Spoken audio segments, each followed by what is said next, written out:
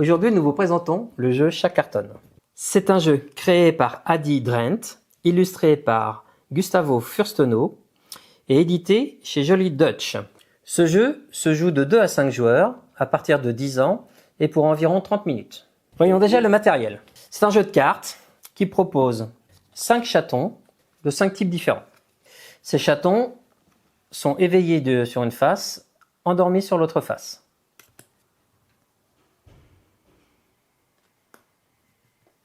Le jeu propose aussi toute une pile de cartes carton, des cartes de départ avec un dos blanc et les cartes de jeu avec un dos orange. Ces cartes carton, donc c'est des cartons vides au départ, dans lesquels les chats vont aller s'installer. Puis par la suite, ce sont des cartons qui vont contenir quelques friandises, jouets que vont adorer les chats, qu'il faudra récolter le plus possible en fonction des chats qu'on aura placés, et éviter certains symboles comme les vaporisateurs d'eau que les chats n'apprécient pas trop. Le jeu propose aussi des chats noirs appelés princesses, qui seront des chats qui vont mettre un peu de bazar dans le gameplay. Voyons la mise en place. Nous allons proposer une mise en place pour un jeu à 4 joueurs, donc je vais retirer un type de chat. Je ne vais conserver que 4 cartes sur les 5 cartes disponibles avec un dos blanc. Chaque joueur va récupérer une carte. Nous allons désigner un premier joueur. Le premier joueur va placer une première carte verticalement. Le joueur suivant passera une seconde carte toujours du côté du petit côté, soit dans ce sens-là, soit dans ce sens-là, de façon adjacente, ainsi de suite, jusqu'à ce que tout le monde ait placé sa carte. Alors sur chaque carte, vous avez sur le côté des murs en carton qui vont délimiter en fait la taille de la boîte. Ensuite, nous allons distribuer 2 cartes à chaque joueur dans la pile de cartes. Nous jouons à 4 joueurs, nous conservons que 4 chats noirs. Nous devrons découper la pile en 4 paquets à peu près égaux. Poser un chat noir sur chacun d'eux. Nous mélangeons le paquet individuellement. Enfin, nous reconstituons la pile. Voilà, la mise en place est faite, nous pouvons commencer. Le but du jeu sera d'obtenir le plus de points en fonction des chats que nous allons poser dans les boîtes et des objets que nous allons y trouver. Plus il y aura d'objets dans la boîte où se trouve votre chat majoritairement présent, plus vous ferez de points. C'est l'objet le plus majoritairement présent qui sera comptabilisé. Comment jouer? À chaque tour, vous avez le choix entre piocher et jouer une carte en carton ou un chat endormi. Voyons comment piocher et jouer une carte boîte en carton. Imaginons que ce chat appartient au premier joueur. Je possède en main face cachée 2 cartes carton que je vais montrer pour l'explication. Je dois piocher une 3e carte. Je choisis de l'installer sur le plan de jeu. Je vais écarter un petit peu pour laisser un peu de place. Je dois poser l'une des 3 cartes en main, posée de façon orthogonale.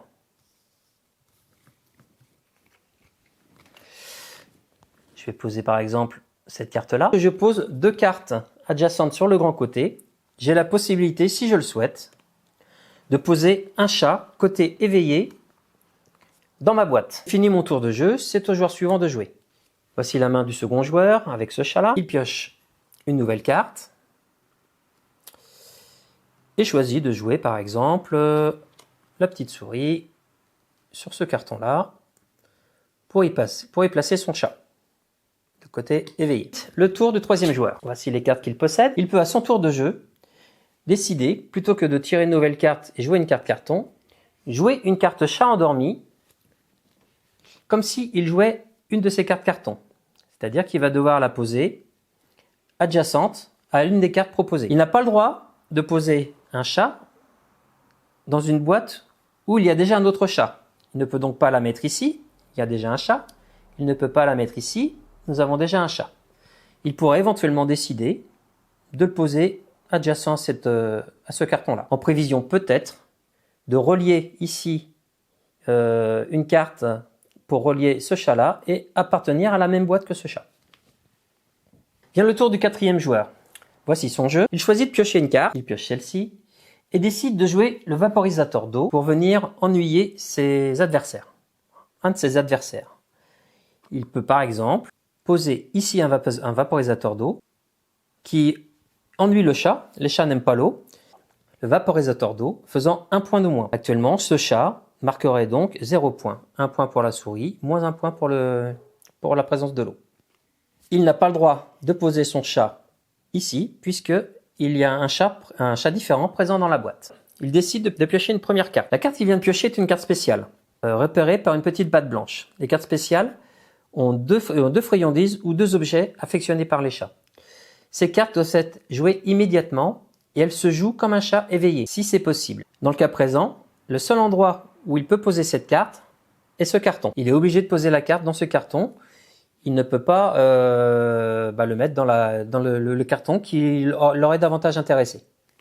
Vient le tour du joueur suivant. Il décide de piocher une carte. Il est propriétaire de ce chat-là. Il vient de recevoir 2 nouvelles croquettes et il a des croquettes dans la main. Il va essayer d'en obtenir davantage. Plaçons cette carte ici. Il obtient ainsi 3 croquettes, moins 1 point. Il pourra gagner 2 points. Au passage, cette carte arrive sur le bord de la table. On ne pourra donc pas progresser sur le petit côté de la carte. On pourra juste continuer sur le grand côté. Et c'est une boîte qui ne pourra jamais être fermée. Revenons au troisième joueur.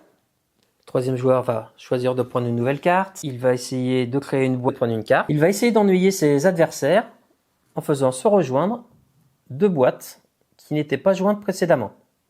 Le chat précédemment placé comme endormi est considéré comme éveillé dans la mesure où il se trouve dans une boîte avec un nouveau chat éveillé. Ainsi, dans ce carton, nous nous retrouvons avec 2 chats et un objet. Vient le tour à nouveau du premier joueur qui pioche une princesse. Il a le choix de la jouer tout de suite, de ne pas la dévoiler et de la conserver pour plus tard. Admettons qu'il la joue maintenant. La princesse va remplacer un chat existant. Elle va prendre sa place dans la boîte et le chat va revenir à son propriétaire qui pourra être rejoué ultérieurement.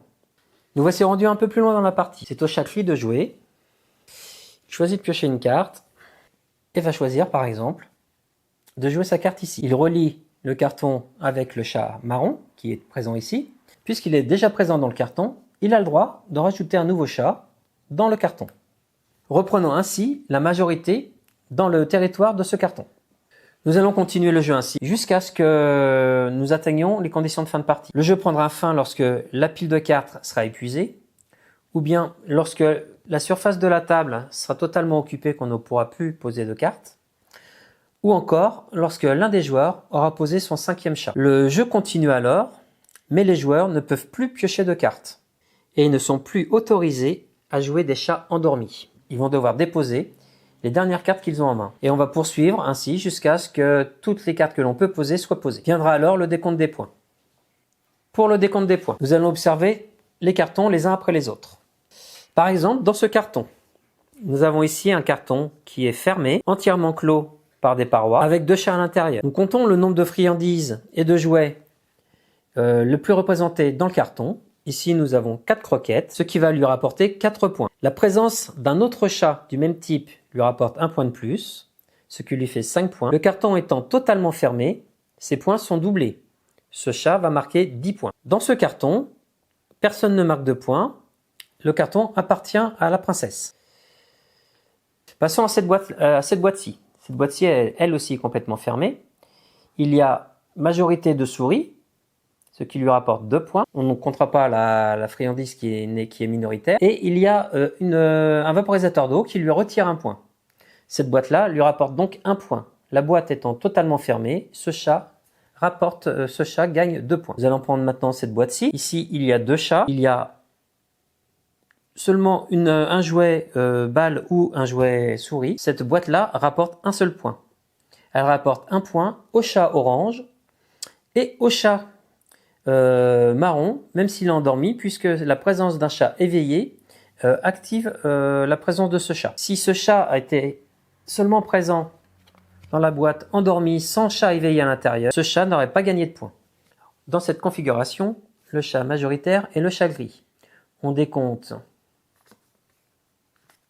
1, 2, 3, 4 souris. La présence majoritaire étant les souris, cette boîte rapporte 4 points. Le gris étant majoritaire, il marque les 4 points pour les 4 souris, plus 1 point pour la présence d'un deuxième chat de la même espèce. Dans le cas où ce chat aurait été remplacé par le chat princesse, les chats gris et marron marquaient autant de points l'un que l'autre. Les chats princesses ne marquent pas de points.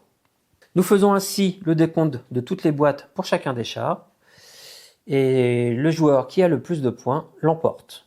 Petit point stratégique, gardez à l'esprit que vous n'avez que 5 cartes chats au total. Choisissez soigneusement ce que vous en faites. Rappelez-vous qu'un chat endormi dans une boîte ne rapporte aucun point s'il n'est pas en présence de chats éveillés.